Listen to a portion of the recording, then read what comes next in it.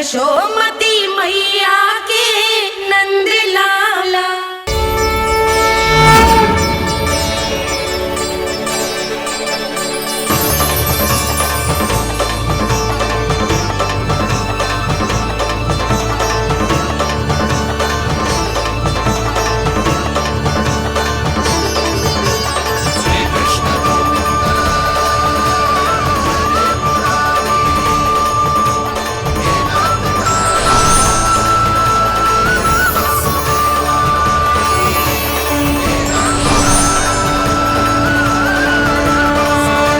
कुछ वरन आया वामासुर।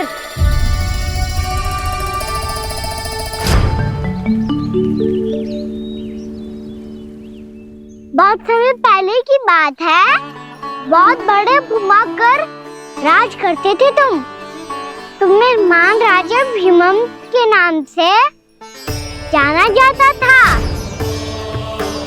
सब कुछ था तुम्हारे पास, पर शांति नहीं थी। इसीलिए शांति की खोज में अपना संपूर्ण राज अपने पुत्रों को सौंप कर मलय पर्वत की ओर चल दिए।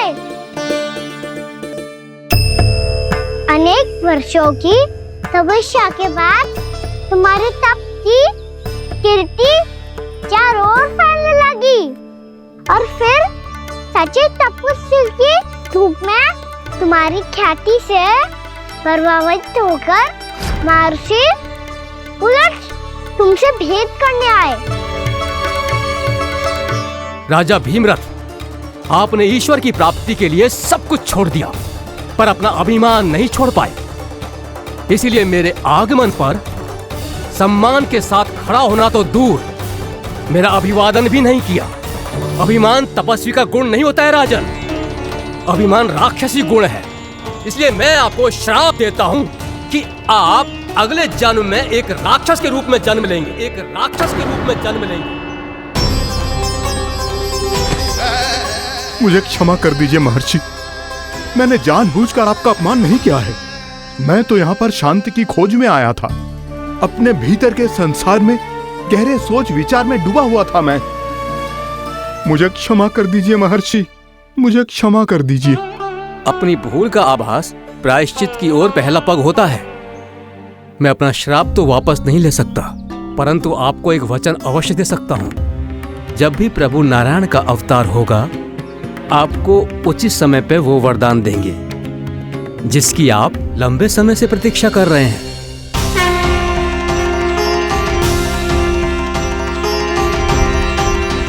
प्रभु, आपने मेरी आंखें खोल दी।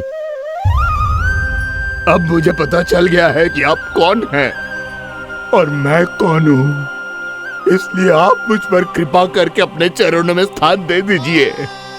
मुझे वो शांति प्रदान कीजिए जिसकी खोज में मैं वर्षों से भटक रहा हूँ। शांति तो मोक्ष में ही है, इसीलिए मैं तुम्हें मोक्ष का वरदान देता हूँ।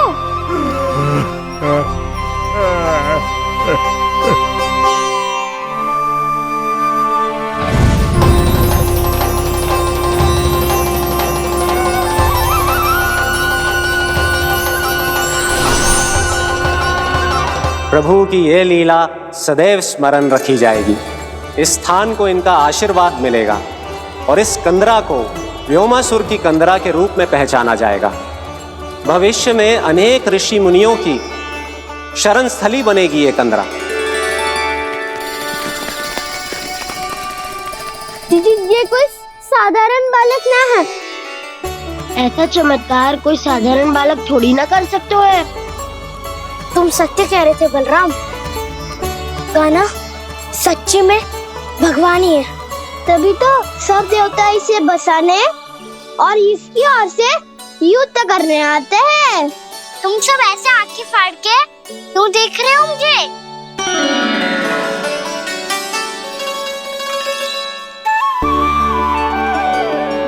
बलराम, तुम बलवान हो और कान्हा भगवान है। दूर दूर तक कोई दिखाई न दे रहा है। ना जाने किस हाल में होंगे बालक। कहीं हम ही तो मार्ग ना भटक गए शीघ्रता के चक्कर में। अब तो एक पग भी ना चलो जा रहे हो। जल? किसी के पास जल है क्या? कंठ तो मेरा भी सूख रहा है मौसी। भाभी, निकट ही जमुना जी है, कहूँ तो वहाँ से जल ले आओ। मैं भी जा रही हूँ भाभी, एक से भले दो। हाँ चल, शीघ्रता से आओ। हाँ।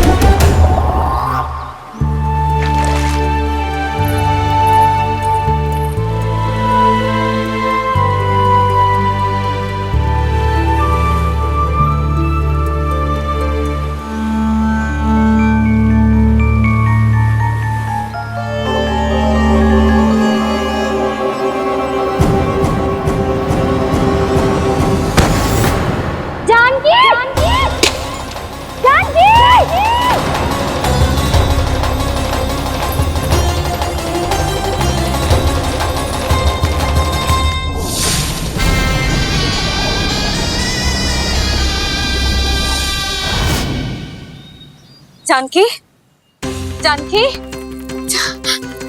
क्या होगा इसे?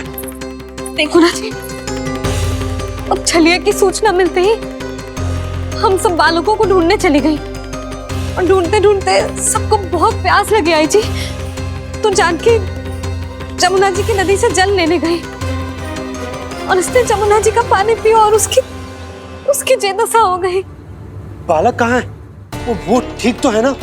ऊपर ऊपर से सब ठीक है, पर भीतर से बहुत भयभीत है सब।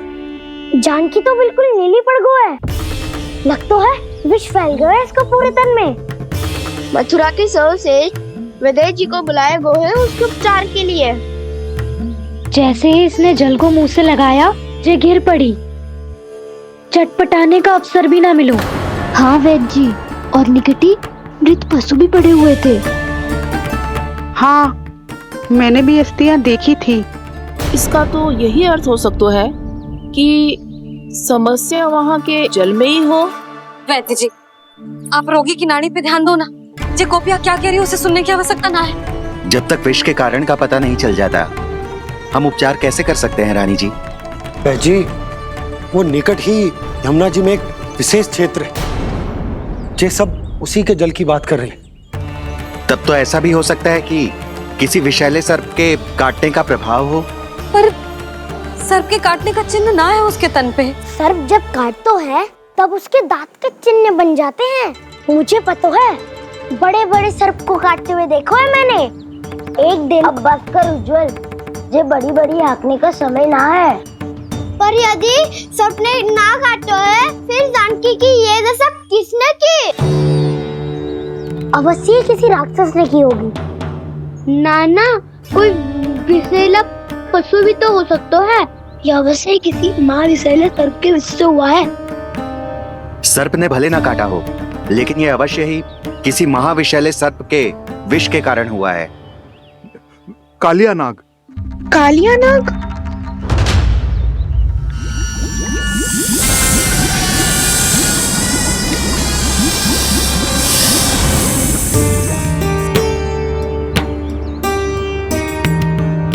संकेतों से तो ऐसा लगता है कि जानकी ने कालिया नाग के क्षेत्र के विशाल जल पी लियो है। कालिया नाग एक लोक श्रुति है, कल्पना में गढ़ी हुई एक कथा, और कछु ना है। हमें जाके पता लगाना पड़ेगा। पर हमें वहां जाने से मना क्यों है ना बड़ों ने? उज्जवल सही कह रहे हो है। इस समय जानकी के स्वार्थ से अधिक महत्वपूर्ण और कछु ना है। जानकी हमारे लिए ही जलाने गई थी जी, ना मैं उसे जाने देती ना जैसा वो तो। वैद्य जी, आप शीघ्र कछु करो, कैसे भी कछु भी करो, पर इसके प्राण बचा लो। यशोदा, धैर्य रखो, श्री नारायण पर विश्वास रखो, वो सब ठीक कर देंगे।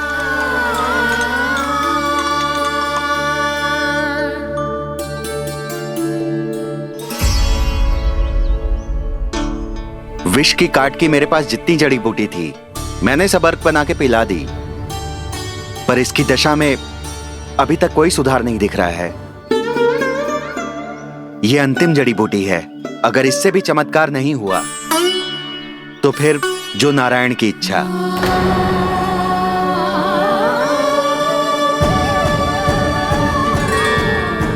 पर कोई तो उपाय होगा जानकी को बचाने का। कान्हा, यदि तुझे किसी औषधि के बारे में पता है हमें बता दे, हम जाके ले आएंगे।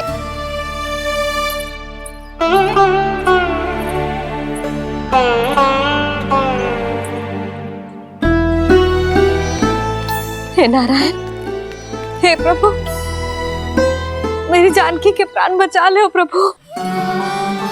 तो मैं अपने आप को कभी क्षमा न कर पाऊंगी। ये सारी मेरे ही कारण बनाई थी। उसकी रक्षा करो प्रभु, मेरी पुकार सुनो। कान्हा, तूने हमें वत्सासुर से बचाया था ना? और बकासुर से भी तो, और छलवा से भी तो तूने ही बचाया था ना हमें। क्या ऐसा कोई उपाय ना है जानकी को बचाने का? धन्वंतरी,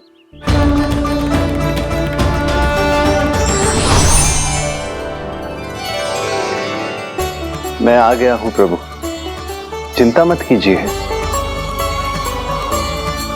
आपके आदेश का पालन अवश्य होगा। यशोदा मैया,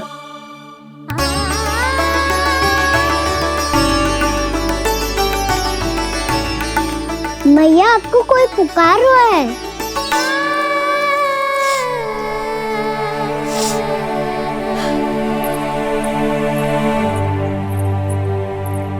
चिंता मत करो मैया, अब धन्वंतरी जी आ गए हैं और सब संभाल लेंगे। धन्वंतरी जी कौन है? जिन्होंने संसार का आयुर्वेद दिया, आरोग्य के देवता, वे श्री नारायण के अवतार।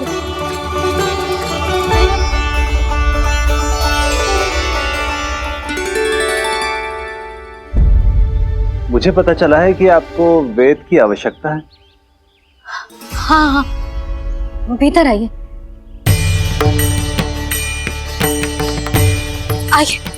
आइए बैठे जी। जी रही। मथुरा का सर्वश्रेष्ठ वैद्य अर्थात मैं यहां आ चुका हूं और रोगी को जितनी औषधि की आवश्यकता थी सब दे चुका हूं। निश्चित रूप से आपने विष की काट के लिए बहुत ही उत्तम अर्क तैयार किया है, इसीलिए किसी और वैद्य की आवश्यकता नहीं है। किंतु आप अकेले कितना कुछ करेंगे वैद्यराज, मुझे अपना सहायक ही बना लीजिए। पर जो करना था मैं पहले ही कर चुका हूं। हाँ, वो तो आप कर चुके हैं, बस रोगी के तन से विष निकालना शेष है ना वैद्यराज? हाँ, बस वही शेष है। इनके रक्त को विष रहित करने में मैं आपकी सहायता करूंगा। पहले ये संजीवनी मानी जाने वाली इन लाल फूलों की बूटी को भी घिसना है ना?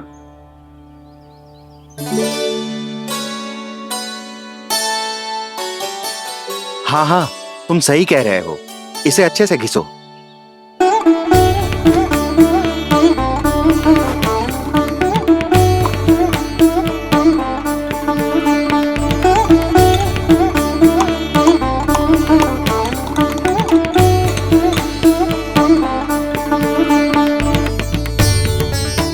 और ये नीले फूलों को भी तो मिलाना है ना? हाँ, अच्छे सहायक बन सकते हो तुम, ऐसे ही श्रम करते रहो।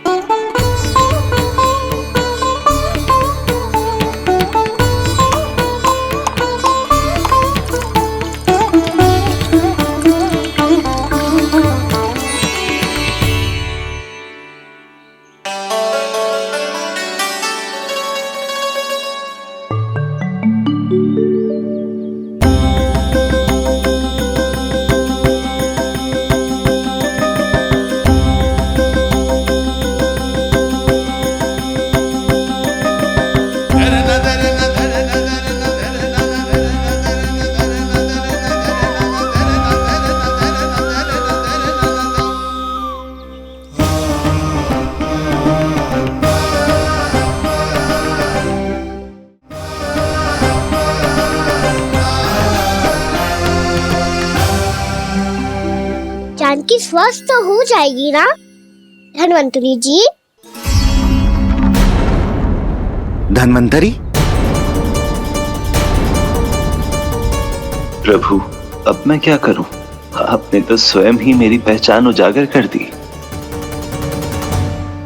जी क्या करो कान्हा? आप सब ऐसे क्यों देख रहे हो? मैया कहती है ना, सभी वेद धन्वंतरी जी का ही रूप होते हैं। वाह कृष्णा, चतुर तो हो तुम। वैसे वास्तविक धन्वंतरी मैं हूँ। मेरा अर्थ है वास्तविक वैद्य मैं हूँ। ये तो मेरा सहायक है। मुझे पूरा विश्वास है बिल्कुल ठीक हो जाएगी।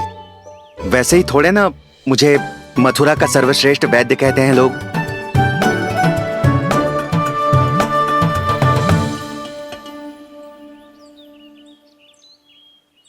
जसोदा भाभी, जसोदा जी, जानकी को चेतना आ गई। जानकी, जानकी, जानकी, तू ठीक है ना? क्षमा करना भाभी, मैं आपके लिए जल ना ला पाई। बस बहुत भूख लगी है। मैं अभी कुछ लाती हूँ। जानकी माखन खाओगी?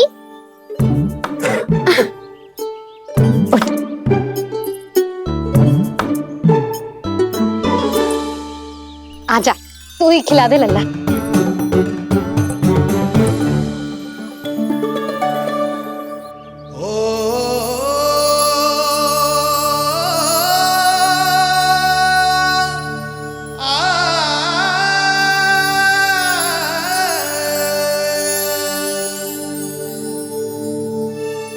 तुम सब मेरे लल्ला को माखन चोर कहती हो ना?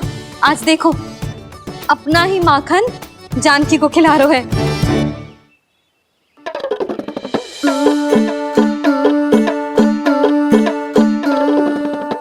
थोड़ा और विश्राम कर लो। सदैव तुम हम सबकी सेवा करती हो, आज मैं तुम्हारी सेवा करूंगा। जानकी की जिद तब हुई जब जय यशोदा काकी की सेवा कर रही थी, और अब देखो स्वयं भगवान ही इसकी सेवा कर रहे हैं। जानते हो इससे क्या सिद्ध होता है? जो भी यशोदा मैया की पूजा करेगा, अर्थात अपने माता पिता की सेवा करेगा, उनके साथ सम्मान से व्यवहार करेगा, ईश्वर स्वयं उसका ध्यान रखेंगे। कभी धन्वंतरी के रूप में तो कभी स्वयं कान्हा के रूप में।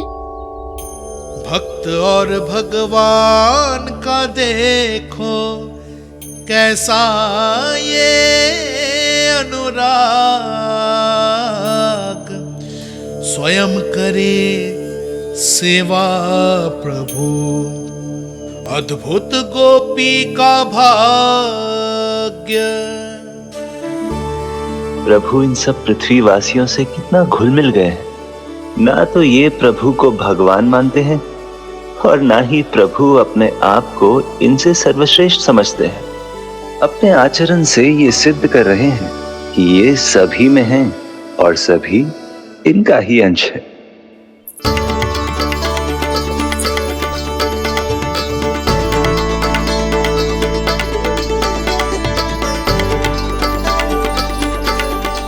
प्रभु, अब मुझे जाने की आज्ञा दीजिए।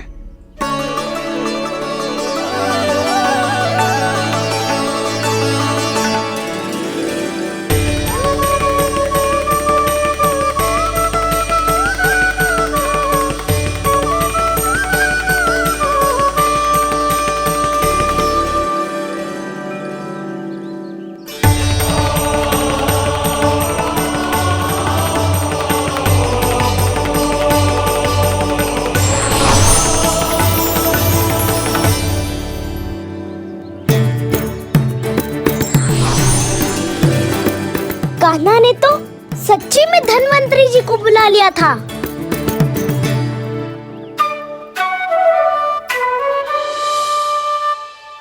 जब से कान्हा का जन्म हुआ है ना, मैं तब से देख रही हूँ, तब से हम पे कोई भी संकट आती है ना, तो अचानक से कोई अपरिचित हमारी सहायता करने आ जाता है और जाते समय कान्हा की आज्ञा लेके जाता है और कभी कभी तो इसे प्रभु बोल के जाता है। बाबा संभालो।